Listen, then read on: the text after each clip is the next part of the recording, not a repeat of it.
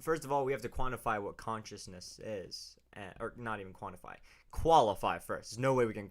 quantify it. I think that's practically impossible. Qualifying consciousness is extremely difficult. Obviously, it's never been done before because no one really understands how it works. All we know that our brain is a bunch of electrons and Moving. electric impulses firing back and forth and whatever. And that actually, I think, perfectly goes back to like my original topic, is like why do we do what we do? And I think like back to why I drink soda, it's because most likely because of the dopamine. I assume I enjoyed drinking soda, and the electrons in my brain organized in such a way that The neurons. I said electrons because that's neurons. what travels, but Okay, the neurons in my brain basically said this is a good thing to do, but knowledgeably I know it's not. But the electrons in my brain don't care, if that makes sense. It's more so they just release an electrical discharge that makes me say, yeah, we're doing the right thing. Air quotes around right thing, because as I know, and as most people who ever took health class knows, soda is not good for you. mm-hmm. So, but now I don't do that anymore. So why do I is now the electrical discharge, do I have dopamine for resisting it, or do I just have I like surpassed the dopamine, have I overcome it and seek dopamine elsewhere? It's like, why am I not doing it anymore? Well, you, in some way, shape, or form, have incentivized yourself to not do it. So Well, what's your current incentive for not drinking soda? it's bad for you. That's it. Kinda, yeah. And I wasn't in the best of shape like a year or two ago, so I reached a point where it was pretty bad for me, at least in for me personally, and I was like, well, I this isn't good. And I don't know if there's like an opposite to dopamine, like that makes you upset, or like more aware of like something is wrong rather than something is happy or stimulating. And I was just thinking, well, let's stop this. And I don't know. It's like, because addictions are real. Like, not forget soda. Like, people get addicted to stuff because their brain kind of loves it and needs it. But there's that period where you have to like stop, and your brain still kind of needs it. It still wants it. So it's very I guess that's what makes us like human. What makes us awesome is like your brain is literally saying, go get the soda, go get the drugs, go get the alcohol, because that's what makes you happy. And we have the willpower to say, no, I know this isn't good for me, or no, I want to stop this now. Which, I don't know, that's pretty interesting. I mean, it's awesome the fact that people can reach deep down and have that willpower, but I don't think it's awesome that there's a mechanism that allows for us to even go down the proverbial Original bad. rabbit hole. Yeah. Yeah, it brings us to why we do what we do, and I guess pleasure is one of the biggest things why we do what we do. Yeah, I mean, dopamine is extremely, Powerful. extremely powerful. Yeah, no, dopamine is really powerful, but like it just takes over, man. Like you just can't. No, you can fight it, but it's really hard. And imagine a robot that you program it to do the right thing, and it chose not to do it for some arbitrary reason. Like what if it comes up with like, I don't know, what if the like fake neurons or the electrons from a machine go haywire or mutate? I don't know what you would call a mechanical being breaking down, and suddenly they start doing things that they know aren't optimal, but they receive an alternate version of pleasure or alternate signal that signifies this is a good thing.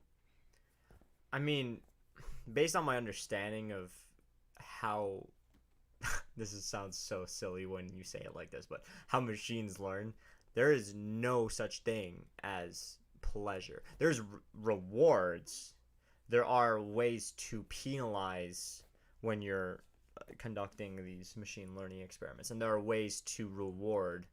So just for instance, in reinforcement learning, when you want something to, or when you want, let's say, this algorithm to learn how to run a person through a maze, an artificial maze, you would penalize it every time it hits a wall and reward it every time it goes towards an open setting in that virtual maze.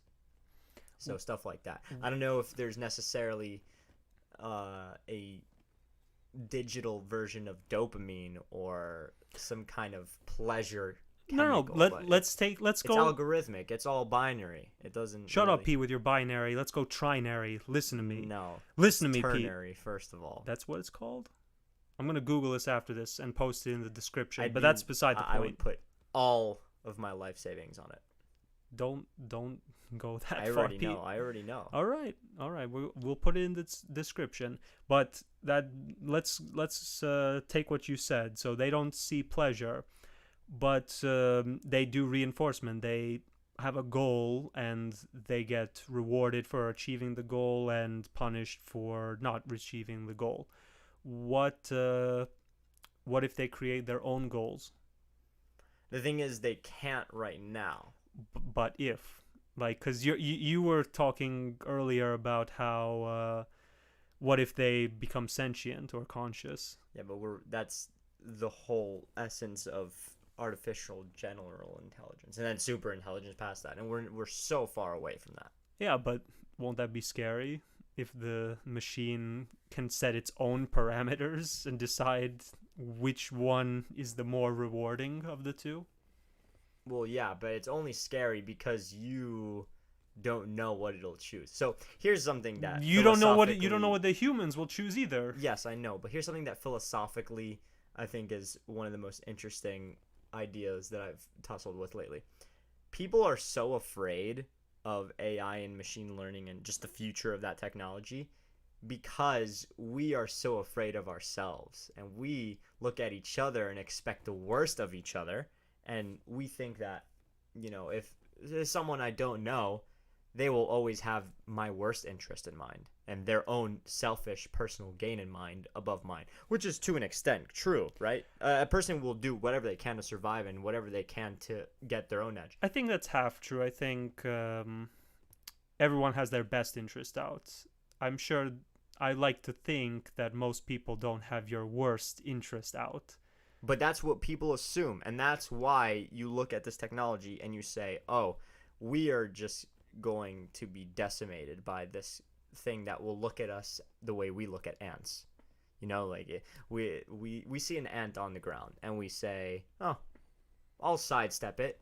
But if we're doing something and it's in our way, let's say you find an ant crawling across the table, it's like, it's in my house. Oh my God, this is disgusting. You just kill it without another moment's thought. Right. And it's gone. It's out of your life. And that's what a lot of people expect of a super intelligent being, which is not in any way an irrational thought. But we have this sort of survival mechanism in place because we expect that from each other. Yeah, it's a killer be killed world out there. Right. But that's sad. I think it's sad because I expect more.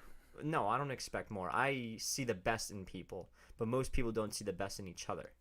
Like I want people to love each other. I want people to see the next person and say, "Hey, you're my compadre," for lack of better words. You are my fellow human being. My fellow human being, exactly. I don't see a reason for so much fear and ignorance and angst in human interaction. I guess it's just instinct, I guess. It is instinct. It's completely instinct. That's what I said. It's literally something that we cannot really take away. It's part of us. It's literally built into our survival complex. Isn't it unfortunate that we can talk about it, but we can't change it, though? we have the ability to acknowledge the issues of the world, and yet... Because I'm pretty sure everyone on Earth can, point out problems for everything, and yet they still exist. Well, the biggest key is always to provide a solution, right? I love to use the example. My mom even told me this today, but if you have a problem at work and you go to your boss without a solution, you look like a very, very silly person. So, Yeah. if you have a problem, try to propose a solution in some way. And I mean, of course, my solution is let's all love each other, of course, and just hold hands and sing kumbaya, right? No, not really, but of a sort, it is that. I think that is just a lot more complicated, though, when you think about it.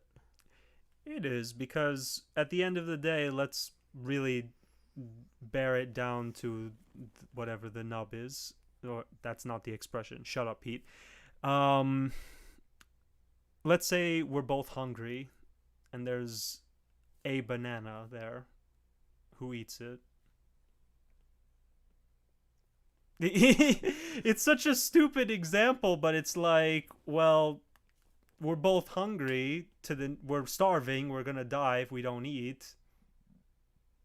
The food's right there. We're not gonna die if we don't eat. But yeah, I see. No, no, your no. point. Like, let's like animalistic. Like, if you're a wild animal, wild animals don't kill or eat grass because they feel like killing or eating grass. They're hungry. Like, and this is proved by if you bring the animals to if you like raise them from being a child in a not child, raise them when they're little. Yes, yes. Even if you take a big cat or a wolf or even a bear, if you have it as a baby and you raise it in the human world and you give it all the sustenance, they will be very happy and they won't be killers. They're just gonna play. They might play rough because they're bigger than us, but they're a lot more tame than, let's say, the one that has to literally fight for itself. So what's the right way? We cannot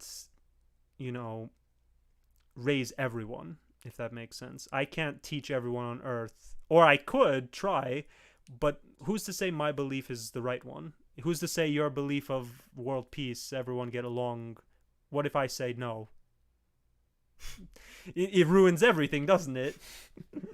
I suppose what I'm looking for is for people to kind of understand rather than be forced to agree. You just understand other perspectives. That's hard, Pete. Yeah, but it's fine. It's okay. It's fine. Things that are hard are worth it. It's true. The best things in life are things you work hard for. Yeah, exactly. I want to bring it back also to the animal example. Because when you think about it, 5 million years ago, the humanoids that were living on Earth, they were the same exact way.